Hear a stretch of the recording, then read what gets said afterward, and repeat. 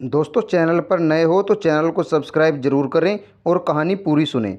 नौजवान राजा की समझदारी। आज की कहानी एक अजीबोगरीब राज्य की है। अजीबोगरीब राज्य इसलिए क्योंकि इस राज्य में सामान्य राज्यों की तरह राजा हमेशा राज नहीं करता था। इस राज्य में हर 5 साल में राजा बदल दिया जाता था और उसे एक खतरनाक जंगली जानवरों से भरे भयानक अनजान जंगल में छोड़ दिया जाता था। ये अनजान जंगल इतना घना और जंगली जानवरों से भरा हुआ था कि उसमें जाने वाला कोई भी व्यक्ति कभी जिंदा लौटकर नहीं आता था। हर 5 साल में जब उस राज्य में नया राजा चुना जाता, तब वो राजा शुरू के दिनों में ही राजपाट, ठाट बाट, ऐशो आराम और सत्ता के मोह में पड़कर 5 साल बाद उसके साथ क्या होगा उस बारे में जैसे भूल ही जाता था।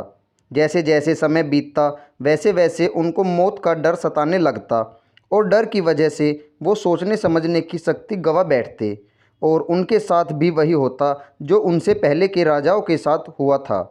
ये सिलसिला ऐसे ही आगे बढ़ता रहा और कई सामान्य लोग राजा बनने और 5 साल के बाद उस जंगल में मरने के लिए भेज दिए गए। अब एक बुद्धिशाली नौजवान को राजा बनने का मौका मिला। इस नए राजा ने बाकी राजाओं की तरह मौज शौक में समय नहीं खराब किया। उसने अपने भविष्य के बारे में विचार किया और उसे खुशहाल बनाने का निश्चय किया। राजा ने अपने सैनिकों को उस भयानक जंगल के बारे में पता करने के लिए बोला। जल्दी ही सैनिकों ने उस जंगल के बारे में पता लगा लिया और राजा को कड़ी सुरक्षा के साथ उस जंगल को दिखाया गया। वहाँ पर कई लोगों के कंकाल मिले जो भूतपूर्व राजाओं के थे। नौजवान राजा ने बड़ा सोच समझकर एक योजना बनाई और उसके हिसाब से अपने लोगों को लगाकर जंगल के सारे पेड़ धीरे धीरे कटवा दिए। वहाँ जंगल के कटने से जानवर दूसरे जंगल में चले गए और बचे कुचे जानवरों को भी राजा ने पकड़वाकर दूसरे जंगल में छोड़ दिया। 3 सालों तक जंगल कटवाकर वहाँ पर राजा ने एक आलीशान महल बनवा दिया।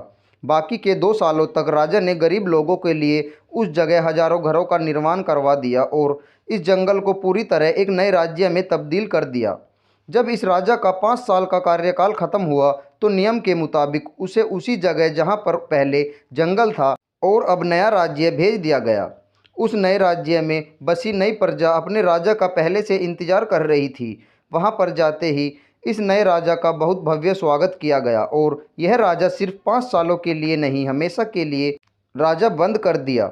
दोस्तों, छोटी सी ये मोरल कहानी हमें ज़िंदगी का बहुत ही महत्वपूर्ण पाठ सिखाती है।